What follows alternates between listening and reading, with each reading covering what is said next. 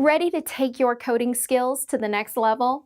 Udemy is the best place to learn new programming languages and frameworks. It's an online course marketplace with thousands of web development and data science courses, all taught by expert instructors. Get started now by clicking the link below this video. Hi everyone, I'm Curran. I'm going to present today about AngularJS. So all the content I'll be presenting is available here at this URL. I'm going to spend maybe 5 or 10 minutes on the background of Angular. What is it? What's it for? And then go through 50 code examples that introduce various Angular concepts bit by bit. So here's that URL. So what is AngularJS? So if you go to the home page of Angular, this is what it looks like. It says HTML enhanced for web apps. So Angular is it's kind of a futuristic framework for web application development. It implements now the concepts behind new standards of HTML called web components and model-driven views. So it was created by this guy, Miško Hevri, in 2009. And there's a huge community of users behind it. And it's gaining a lot of traction in industry. So Angular is in a class of frameworks called data binding frameworks. So the whole purpose of data binding frameworks is to help with creating single page applications. I mean, they're more of general purpose, but this is the main use for them, is creating single page apps. So a single page application, I think this links to the Wikipedia page. I'd recommend reading about what it is. It's using Ajax to fetch data without reloading the page. And it's like a thick client where it's a single HTML page that loads, and then as you navigate through the page, only the part of the URL after the hash changes. So if you put a hash in the URL and have some stuff after it, and you change the part that's after the hash, that can cause behavior in that page, but it doesn't cause the page to reload. So this is how it also hooks in with the back and forward buttons. You know, because if you click back and the only thing that changes is the part after the hash, the page doesn't reload, but it might cause the page to change the view to what it was before. A lot of these data binding frameworks are based on the model view controller concept, which is an old concept in computer science, and it's really still relevant today. So this is the main concept, that there's a model, which is the data behind the thing that you're looking at on the screen. That's like the data behind the app, but it's only the data. It's no behaviors, and it's no presentation logic or layout. It's just the data. And the view is the thing that the user sees. It's like the graphical presentation of the model. And then the user interacts with things on the screen, and all those interactions change the model through what's called a controller. The controller is a set of functions that, just change the model. And maybe they have some logic in the controllers about how to translate the user interactions to changes in the model. That's what the controller is all about. So all of these data binding frameworks today are based on this idea of model view controller. Data binding frameworks for single page applications, there are three main things that they provide for you. One is routing, which means updating the page in response to changes in the URL, but just the portion of the URL after the hash symbol. Templating, which means you can express your view in some what's called a templating language, where there are parts of the view that will get replaced later with things from the model. And data binding. Data binding is what is really the newer part of this in web frameworks. And what that does, it maintains a synchronization between the model and the view, the user interface. So the top data binding frameworks today are Angular, Knockout, Ember. These are the top ones, and I've heard about these other ones too, and there are many, many, many more. And it's kind of hard to tell like which one is the best, but they all provide kind of overlapping functionality. But I've heard just from conferences and so on that a lot of people prefer Angular as their favorite one. So all these data binding frameworks in some way or other build on these other libraries that existed before. So I just want to have you a little bit familiar with what these other libraries are. Underscore and Backbone. Well, Underscore is a functional programming utility library.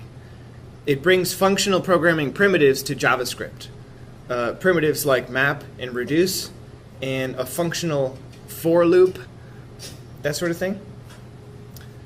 Lodash is the sort of modern day replacement for Underscore. They've added performance improvements and so on. Backbone was one of the first model view controller frameworks in JavaScript, and it gained huge amounts of traction. And a lot of people said, oh, Backbone provides things that should have been in JavaScript to begin with, like classes, the idea of classes and inheritance. Backbone helps with routing and also synchronization with a backend. But still, compared to the data binding frameworks, with Backbone you need to do a lot of manual work. There's a lot of boilerplate for a whole web app when you use Backbone. But that was kind of the predecessor to these data binding frameworks. And these frameworks, these libraries I'm about to talk about are sort of, they're very influential to Angular. Angular contains little pieces of them in some way. So jQuery is like an industry standard DOM manipulation library. And Angular includes a jQuery-like API with their thing called JQ-Lite. Sometimes in Angular it gives you access to a DOM element, but it's wrapped in this JQ-Lite API, which is kind of like jQuery, but it's kind of like minimal to reduce the size of the library. But you can do most things that you can do with jQuery with Angular's JQ-Lite. Promises. So you probably run into this. When you write JavaScript that needs to do something like fetch data from a backend, your code becomes asynchronous and you need to start using callbacks. And the more asynchronous things that you have going on, the more complex the code gets. And there have been many solutions to this over the past, but right now in industry, Promises is like the way to deal with asynchronous code in JavaScript. So Q, this library by Chris Kowal, Q, is like the most prominent library for doing promises. So here's what it would look like without promises. You have this series of asynchronous calls, and you need to indent the code more and more and more. But with promises, it sort of flattens it out with this method chaining kind of API. So promises are just something that's good to be familiar with because you'll see them in all kinds of different contexts today. Angular includes like a small version of Q as one of the core parts of its inner workings. It's inspired by this other library, but it's a little bit different, but not much different. AMD, so asynchronous module definition, lets you split JavaScript across many files and then declare in one file, okay, this file depends on these other files. And those other files in return can say, I depend on this other file. And this library called require.js will deal with loading them all in the proper order and then evaluating them only when their dependencies have also been evaluated. So this AMD interface has inspired, in a way, Angular's dependency injection mechanism, which we'll see more of. So it follows a similar pattern. In Angular, you can say this thing depends on this other thing, and then Angular's internal implementation will deal with loading things in the proper order.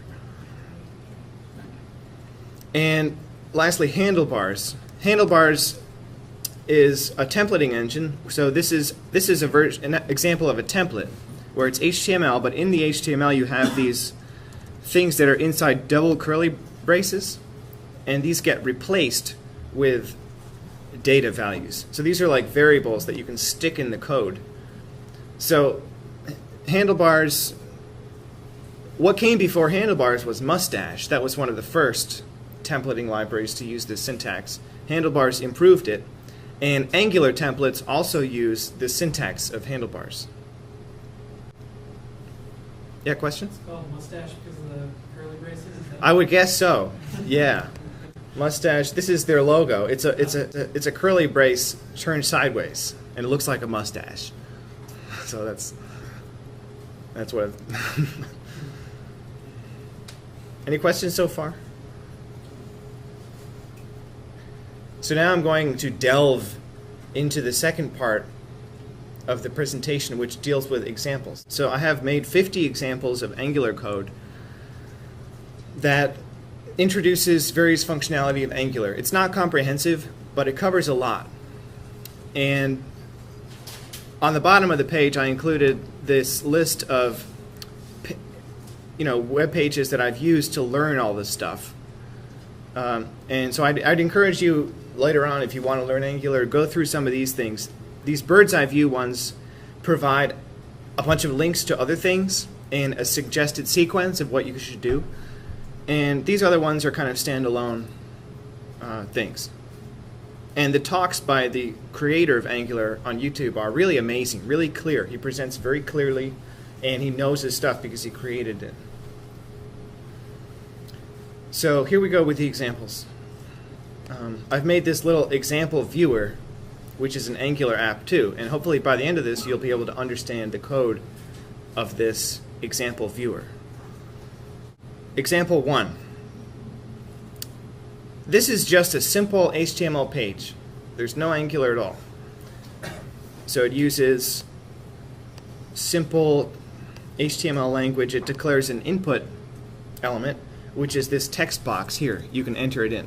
So I have the example running on the top right, and then if you click this, the example runs full screen in a new tab. And this is available to you too. You can look at these examples on your machine. So it's just a hello world example. So example 2. So let's say that when I type text into this box, I want world to change to that text that I put in the box. It's like a greeter app. So we're going to make steps toward that. So this is a version of that just uses the straight DOM API provided by all browsers. It's not using any libraries. And if I open up the console here, you can see that when I type, it outputs got key up event. So in the code it says, okay, grab that text input element by its ID, and then add the event listener to it that responds to the key up event. And then when you get that event, just output to the console got key up event. So this is the straight, vanilla JavaScript DOM API way of doing this. And then the next step is to just get the value, the text value, and print that out to the console. So now if I type, it says what the new text is. New text is blah, blah, blah. And so that API is just the element variable dot value that gets the text out of it. So the next step is I've put a span in next to hello to the right of it. That's empty. Grab that also by its ID, and then when the user adds something to that box, it grabs the text and then it sets the inner HTML of this span to be that text. So if I type John, it says hello John. So this is the way to do it with straight JavaScript, no libraries, nothing. So the next example does the same thing using jQuery. So this is just to illustrate how jQuery improved the basic vanilla JavaScript DOM API version. So all the elements are the same, but it just uses the jQuery API. So here's jQuery selectors to get that text box. Here's a clean jQuery syntax for adding event callbacks. and then it selects that name div, which is where the name will go, and then it calls the .html function, which replaces the inner HTML of that, and then it grabs the value out of the text field. This is just to illustrate what Backbone brought to the table as an improvement to jQuery. So it does the same thing, hello Tim. But here's what the code looks like. It's a model, a view, and a controller. The model is just a name. So when I type, then the name property of the model will change.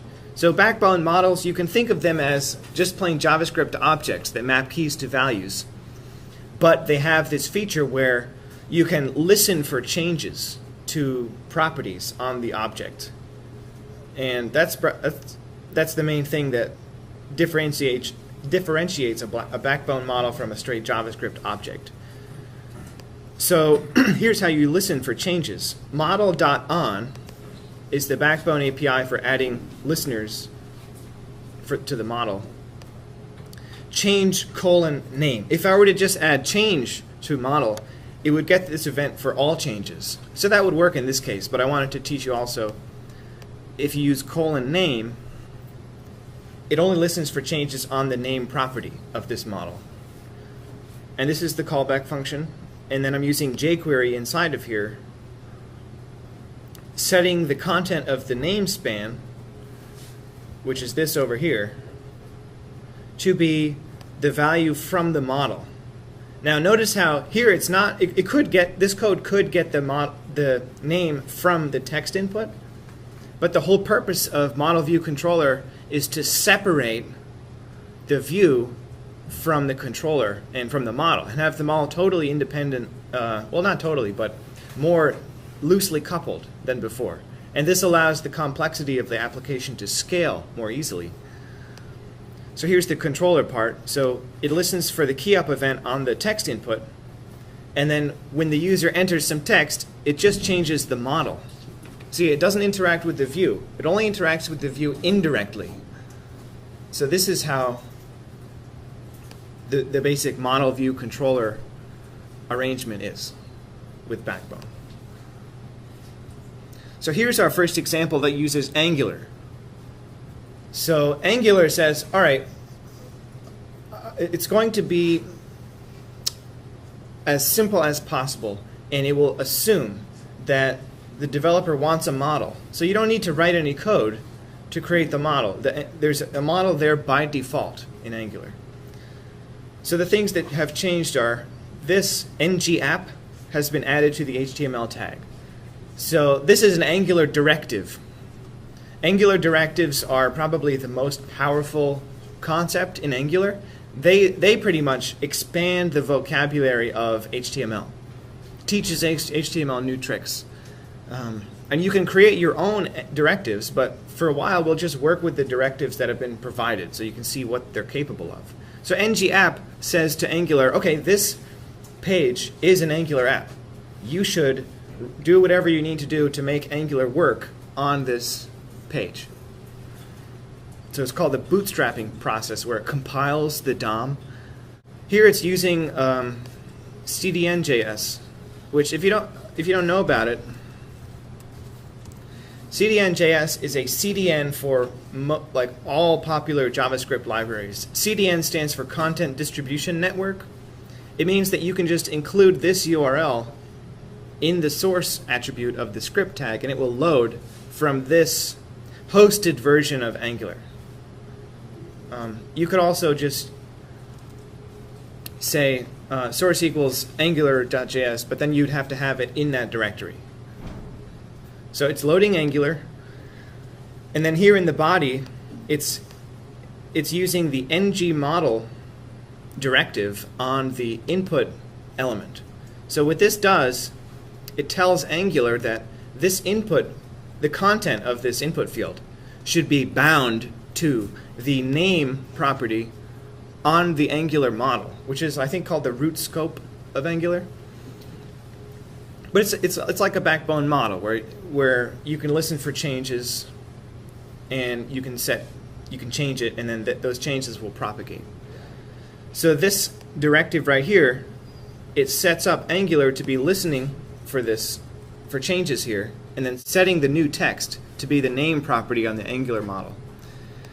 And then these handlebars, this handlebar syntax tells Angular, use the value from name on the model to update this template.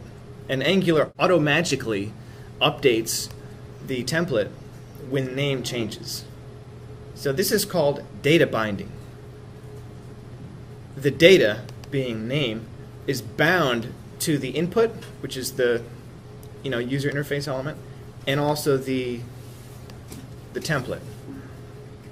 So here when I type Jim, it updates there. Question? Yeah, so you don't have to do any definition? Yeah, the question is you don't need to declare the properties of the model beforehand. You can just start using them. And that's right. That's right. In Angular, they tried to minimize the boilerplate. And so they saw that, I guess, as an opportunity to just automatically detect it and make the changes like that. Yeah, so you don't need to declare name beforehand. It will make it if it's not there. So in the next example, I just made multiple input fields and bound them to the same model. So you can see if I type Jim here, it updates in all three of them. So this is like multi-way data binding. And if you can imagine doing this with jQuery directly would be a real pain, because you'd have to think about all pairs of this. Doing it with Backbone would be better because you could separate it to the model. But Angular, it's just very clean like this. So here's an example with two properties on the model, first name and last name. So like Joe Schmo. So this just demonstrates you can have multiple properties on the model, and the template will update when either one of them changes. So Angular internally deals with the logic of when do I change this? So here we're introducing the concept of an Angular controller. So far it's all been in the HTML, but you can access the Angular model in JavaScript through controllers. So here we have a global function declared called nameCTRL. This CTRL thing is just an Angular convention. It could be named anything, but this is the Angular convention. Name your controllers with CTRL at the end. And Angular gives you this object called $scope. So this scope object is the model of Angular. They call it scope. It's just a plain JavaScript object in terms of the way you manipulate it. You don't need to call, like Backbone, scope.set or scope.get.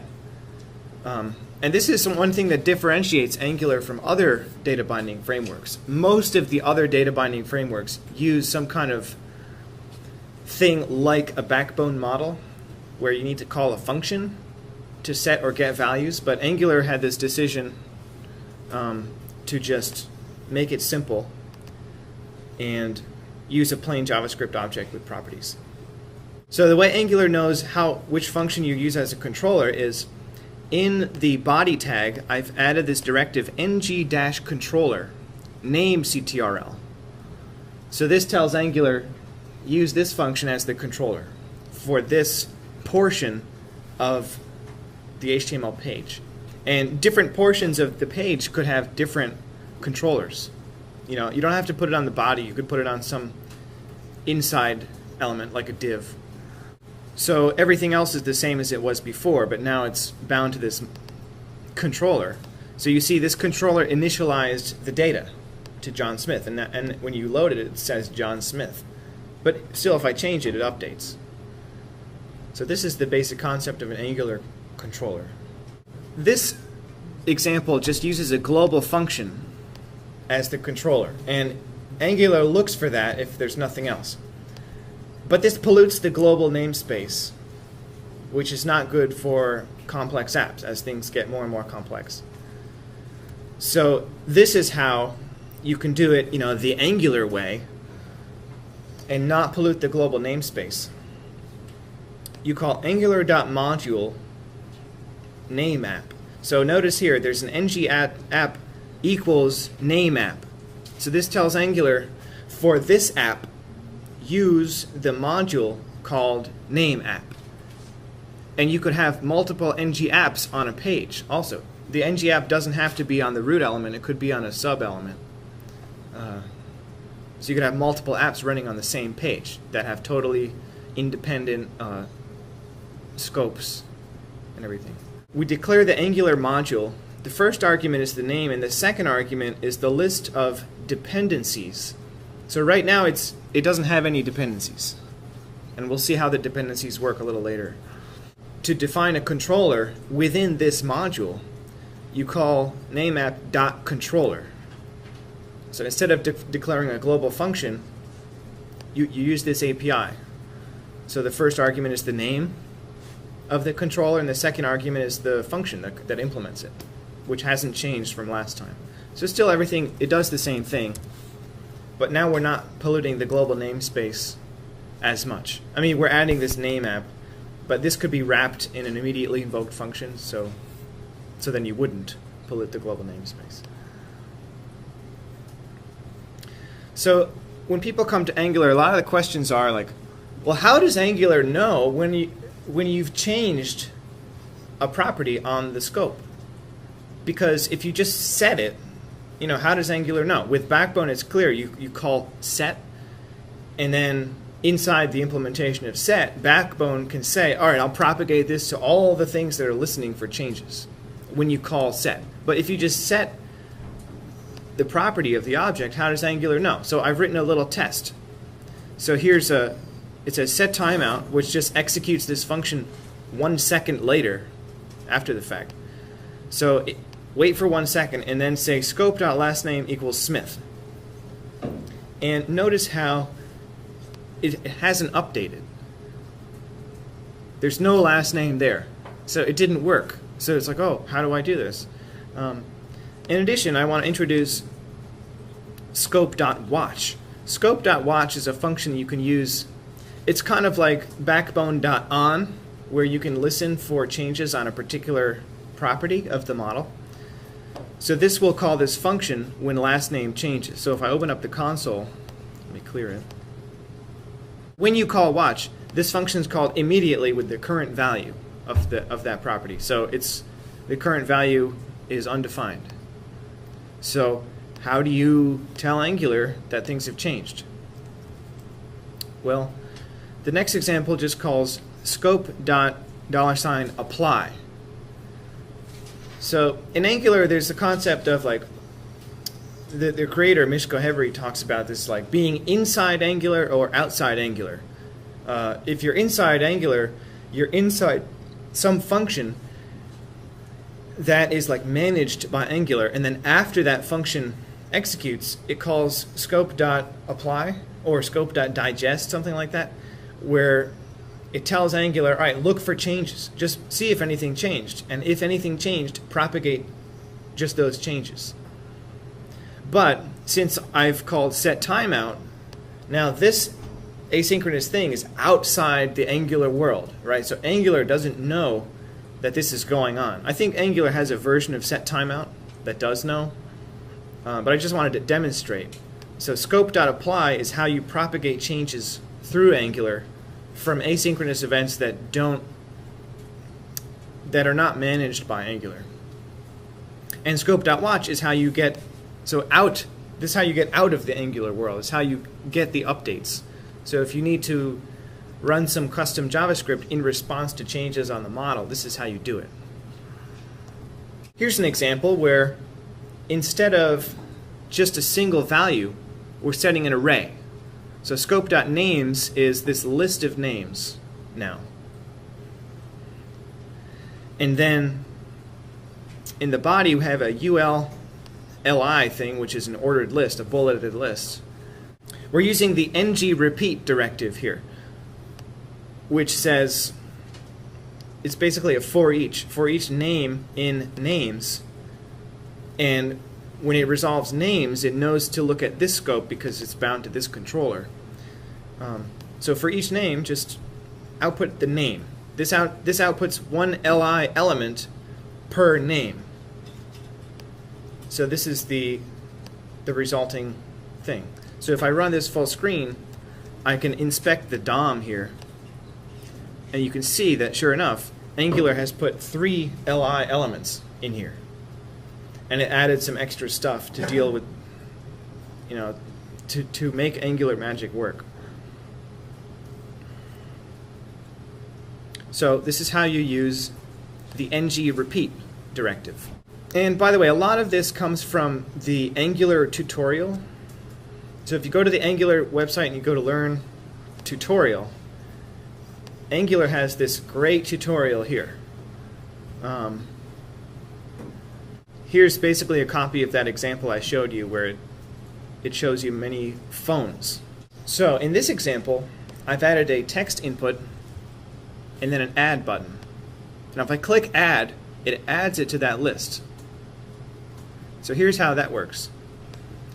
I've defined an add name function on the scope. So far we've just assigned data values to the scope, but you can also assign functions. And then you can access those functions inside of these Angular expressions, they're called. So here's the add name function. What it does is it pushes a new element onto the names array on scope, and it uses scope.enteredName. So in this form here, it gets entered name because this text input is bound to the entered name property of the model. So as I'm changing this text, entered name is being changed. And then, so here's the add button.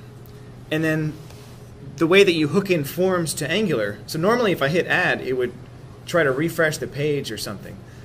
But if you add this Angular directive ng submit, it says, instead of actually submitting the form and refreshing the page, stay on this page and just call this function, add name. And this function is on the current scope. So when I type add, it calls add name, which executes this. It gets entered name out of the scope, and it pushes it to the names array. And since this function is executing in response to this ng submit, it's, you know, quote, inside the Angular world. So Angular automatically will call scope.apply, and you don't need to call that. So that's how it detects these updates. So if I add like Jim, it adds Jim to the end of the list. And Harry also. So notice one thing in this example. I type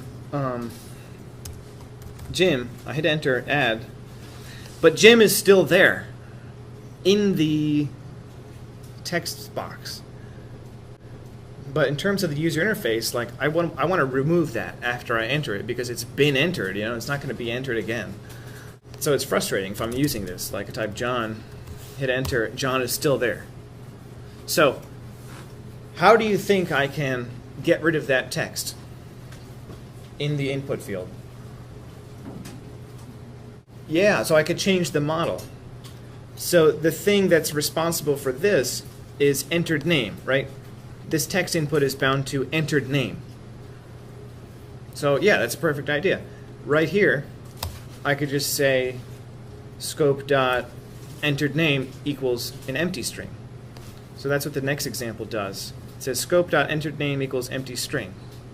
So now if I type Jim and hit enter, now that gets cleared. So you can see this is the beauty of data binding. It simplifies a lot of different things when you're developing a web application. I want something to change, okay, just change the model, and the data binding will take care of updating the view in response to the model. Let's say we want to be able to remove things from this list also.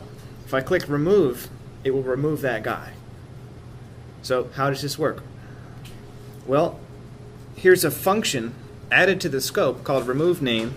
You give it the name, and this is just some JavaScript that deals with arrays. It gets the index of that name in the array.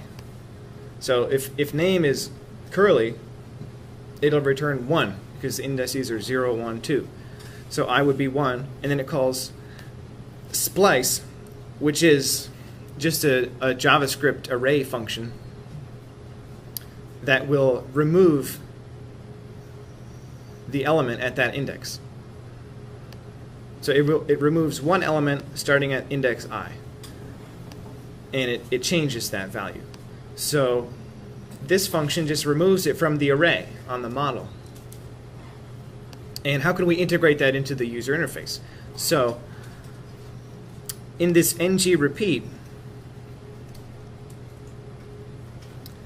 oh, this should be formatted differently, like this. So for each name, inside the li element, add a link, href equals empty string. The purpose of that href thing is just to make this thing look like a link. It looks like something you can click on. And then ng-click is a directive that you can execute an Angular expression when you click on that thing. So when I click on the remove link here to the right, it just calls remove name, name. And name is in the scope now. See, this is a nested scope within ng repeat. So name is now bound to that particular name, like on that entry. So if I click remove, it removes just that person. So now I can add and remove people from this list. And by the way, I want to take a little aside and talk about Angular expressions. So in Angular, Angular expressions pop up all over the place. Inside an ng repeat, this is an Angular expression. And inside this ng-click, this is also an Angular expression. And in the templates also, this is an Angular expression. So if I had an object, say person, I could say person.name. And there's a lot of other syntax that does cool things inside of Angular expressions. And I just wanted to point out that it's a JavaScript-like thing, but it's actually an Angular language that hooks in with the Angular concept of scope and stuff like that. So this Angular expression documentation is really nice, really clear. Just wanted to let you know. So in these examples I have links. So you see also ng controller. The Angular documentation is really, really good. This is what it looks like. It's beautiful. And for each version they have a separate version of the documentation. So in this ng controller, they have examples too in each of these docs. So this is, for example, where I got the idea. This is the original example I used to learn how to remove things. So here you can click clear and X removes it from the list. This is a more complicated example, but just wanted to let you know that's where it came from. So here I've changed things just slightly to be a separate kind of thing. This is a listing of countries in the world.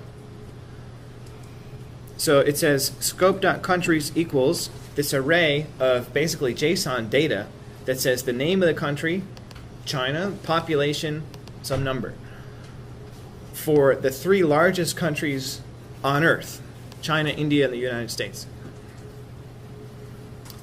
So this is an example of using objects instead of strings in this array that you use with ng repeat.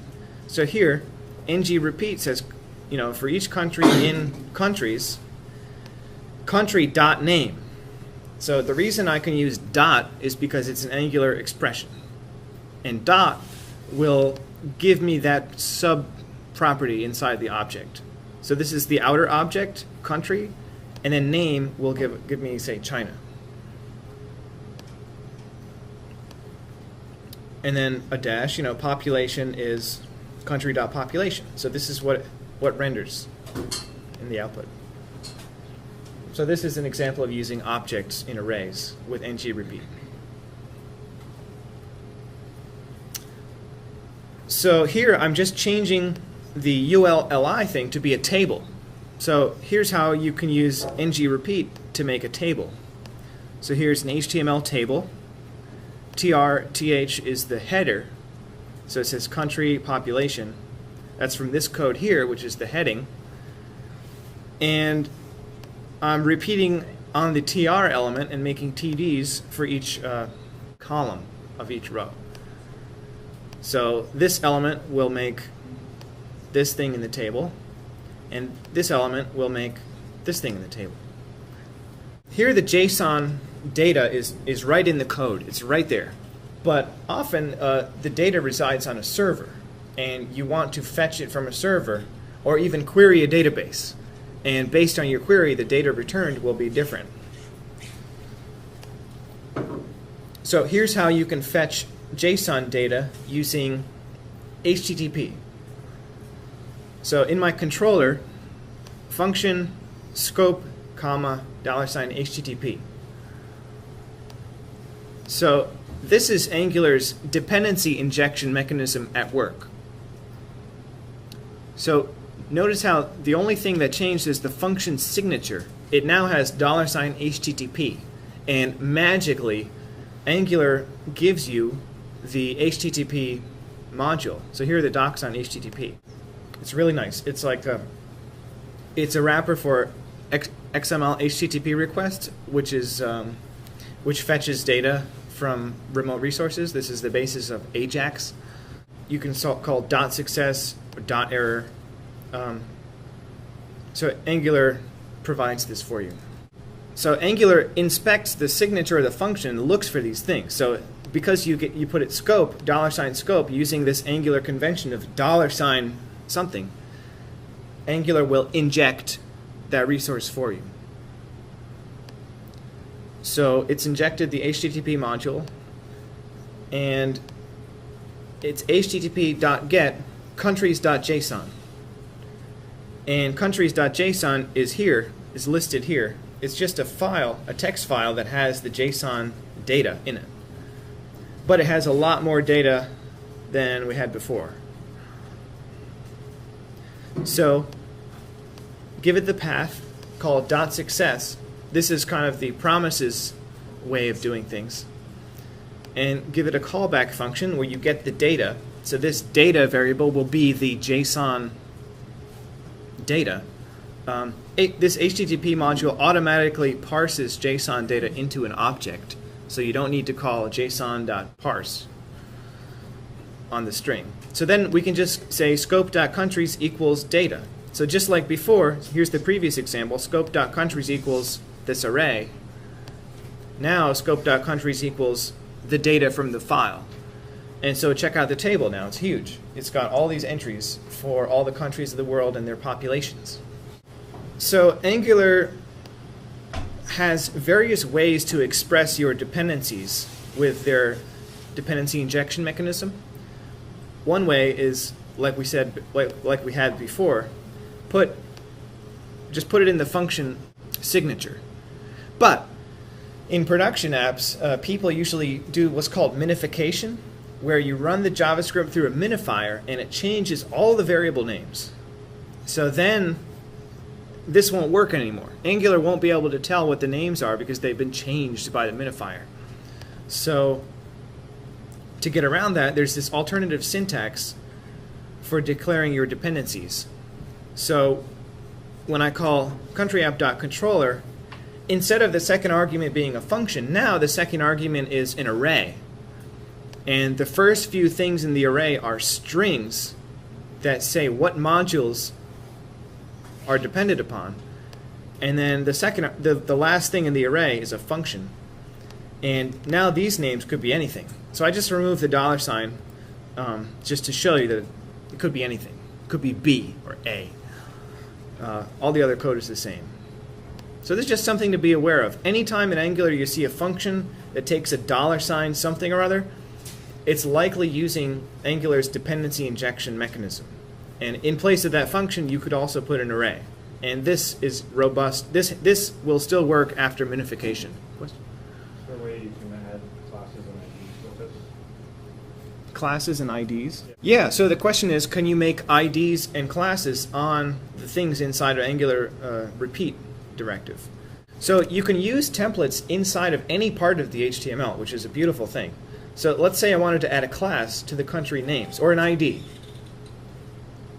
So I'm going to say ID equals, quote,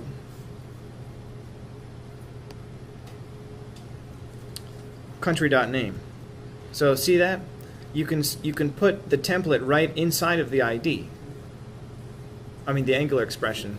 So this will give each of these TD elements an ID of the country name.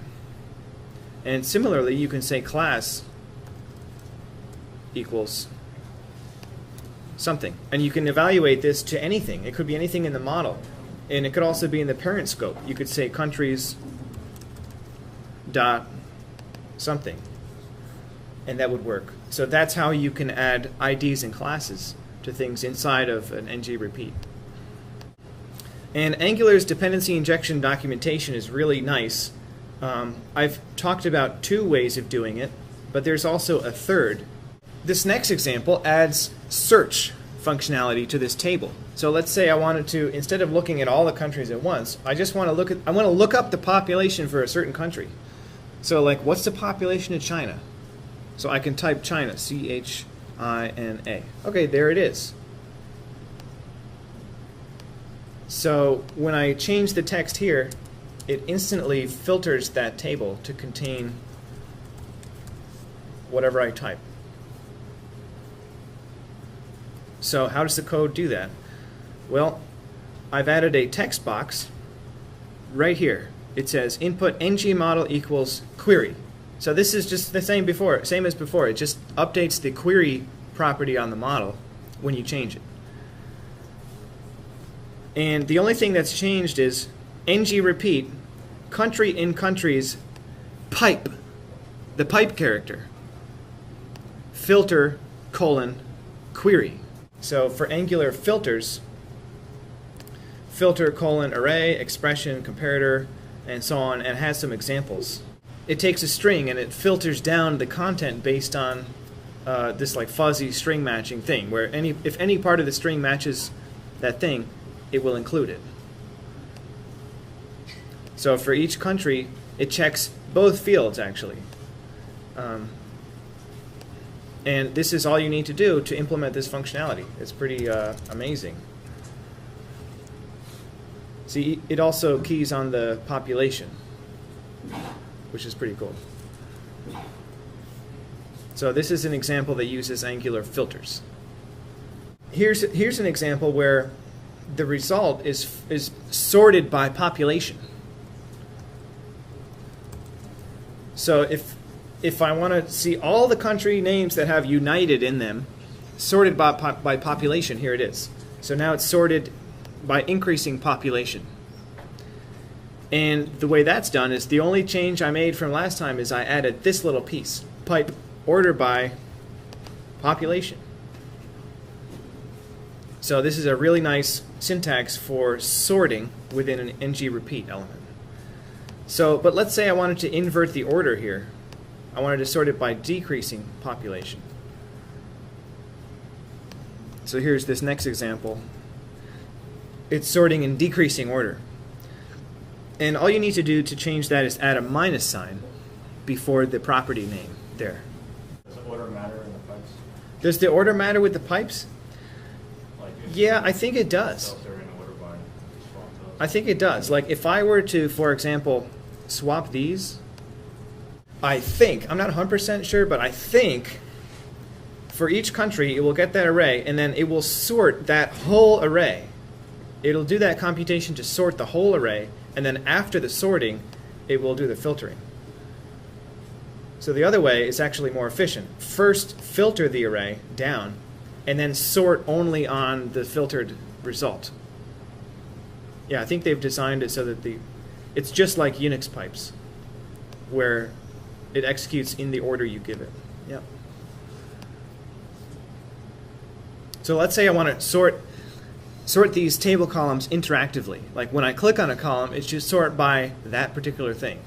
So here I've done it. You can click on country and it sorts by country name, and you can click on population and it sorts by increasing population. So how's that done? There's now a sort field property on the scope. And in the order by statement, it's not quoted anymore. And because it's not quoted, it will look for a sort field property on the model. So now it will order by whatever this sort field is on the model. So it's initialized to population, and then so at first it will sort by population. And then in the table header, I've added this href equals empty string to make it look like a link, so you can click on it. And then ng-click, which is the click handler directive for Angular, it executes this Angular expression. So in Angular expressions, you can also assign to values on the scope. So it says, when I click the country header, it will assign sort field to be name. And since this is inside the Angular world, Angular will detect these changes and then propagate it to whatever is bound to that part of the model, which is this order by filter.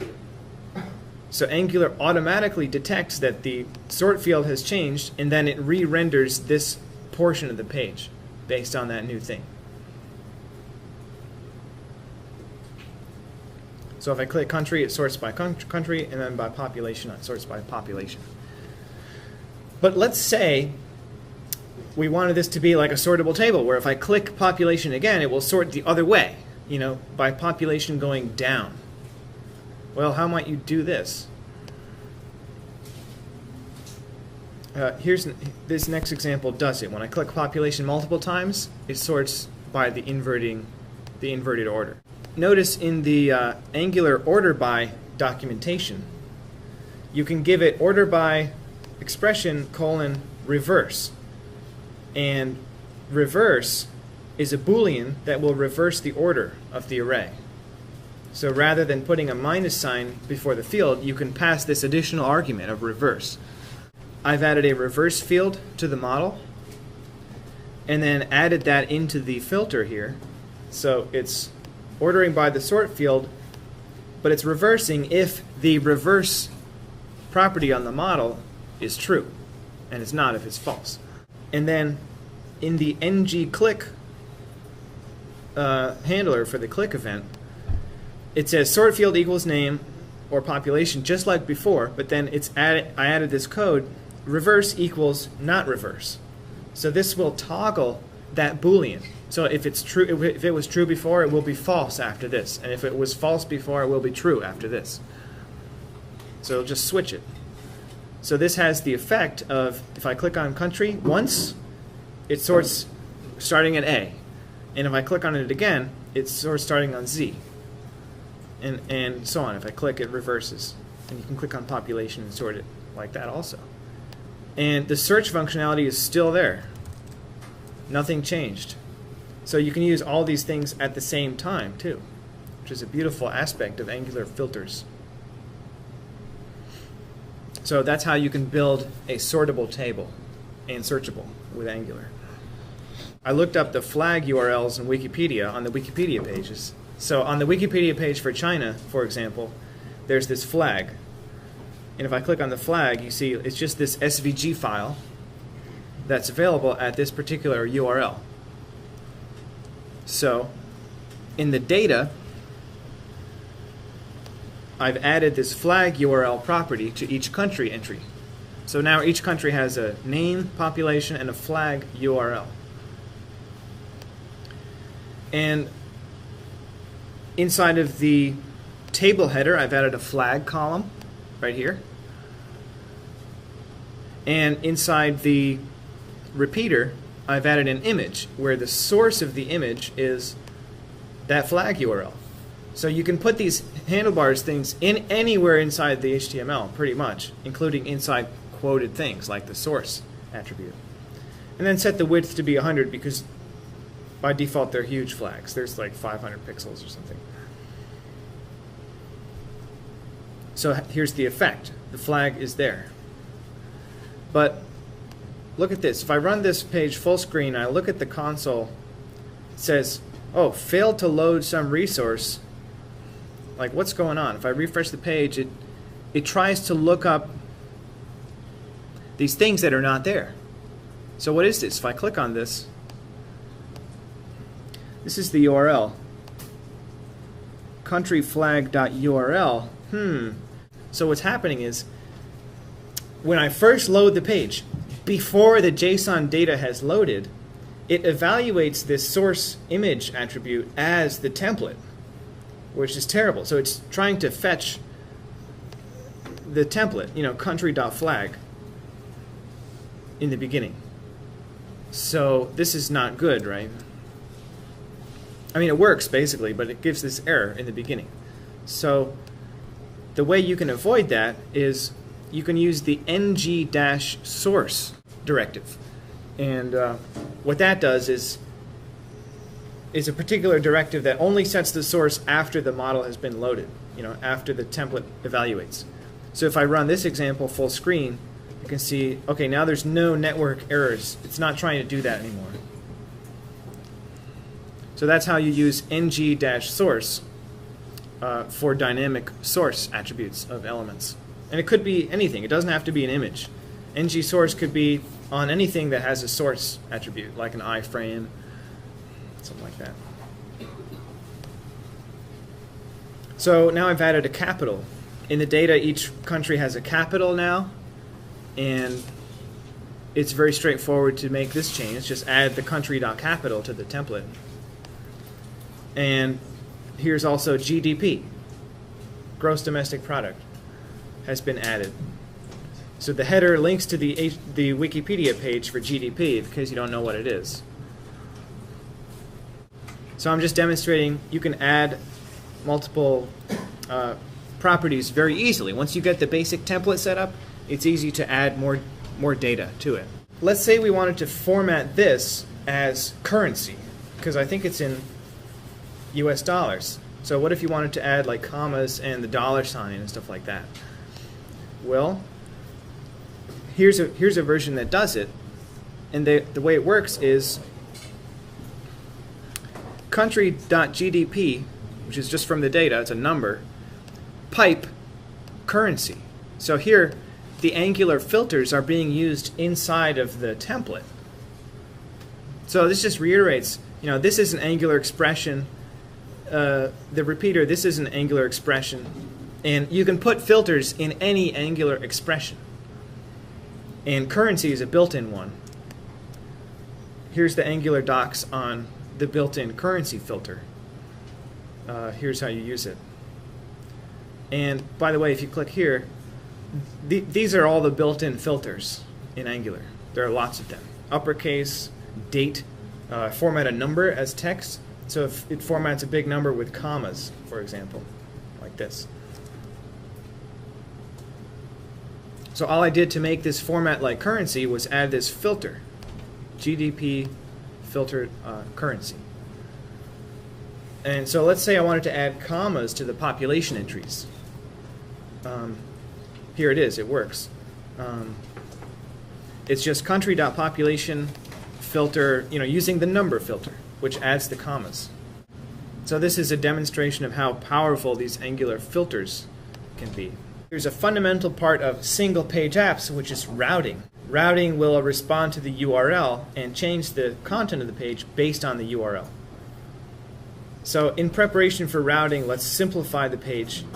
So this code is simplified. It's just like one of the previous examples. It loads JSON, makes a list. That's all. So now let's get started with routing in Angular. To get routing set up, you need to make a lot of changes. This loads the Angular route. So in our app module, we declare as a dependency ng-route. So the ng-route module was defined in this script. And here we're just declaring our app depends on that thing. So this is an instance of Angular's dependency injection at work. So here is the API for routing in Angular. Country-app.config, which initializes the module. This gets called once. Function route provider. Again, this is using dependency injection by inference. It infers it based on the arguments of the function. So route provider, you can see the route provider documentation is really nice. It says how can you use this API. You say when, give it a path and a route, and it's nice documentation. So when slash. So this means when the URL ends in hash slash. So keep in mind all of this is after the hash symbol, because the page never refreshes. So at the root of it, it uses this template and this controller. So the templates are just strings here. It's the same template I had before. It's an UL-LI with an NG repeat. It's just a list with all the country names. And it uses country list controller, which is defined here. It's the same thing as before, it just gets the JSON data and sets it on the scope. And here's a new thing. When it's hash symbol slash and then some string, the colon here says that this is like a variable in the path, and this variable will be evaluated based on whatever string it is. So if I type hash slash Africa, this country name will evaluate to the string Africa. So here's the template. It's just a placeholder template for now. And then it uses this other controller. So each route has its own controller that deals with each view separately. So here's that controller, country detail controller.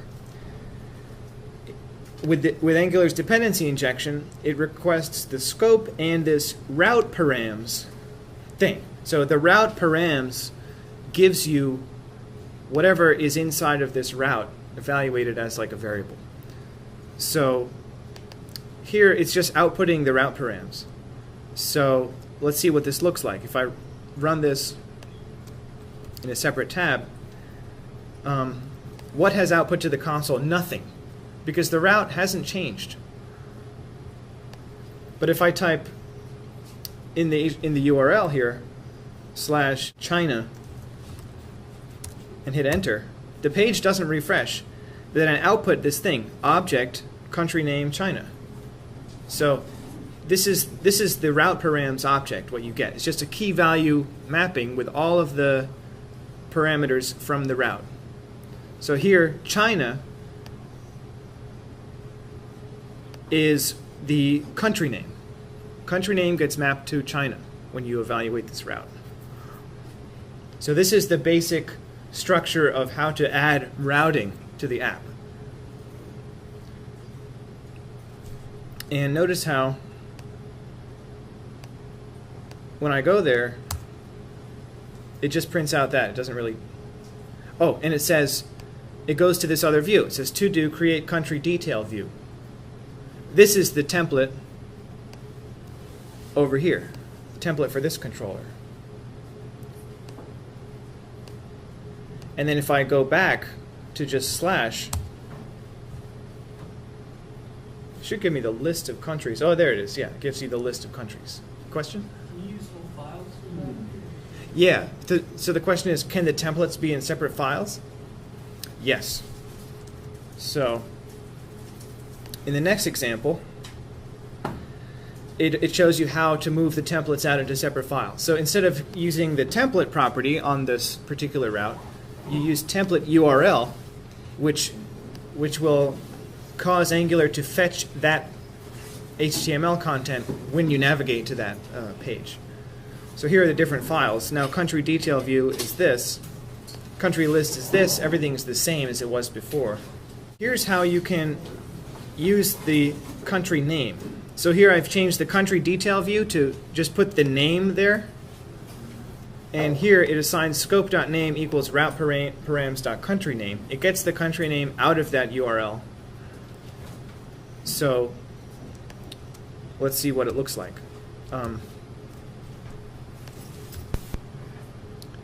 If I navigate to China, hit enter, now it says China right there. This is, I guess, as far as I'm going to get today. But it gives you a sense of Angular. This is the introduction to Angular. Are there any questions? Yeah? Does it work well with other libraries like OpenGL or 3JS? Does Angular work well with other libraries like 3JS or OpenGL? Well, you can definitely use them in conjunction. Like if there's an app that has different pages for different kinds of things, and inside the page there's an OpenGL widget thing, definitely you can add it. And you can actually make your own Angular directive to be some kind of 3D widget with dynamic content. So that's how they could integrate. Yep. So, thank you very much. Have a good day. Thank you. Thank you.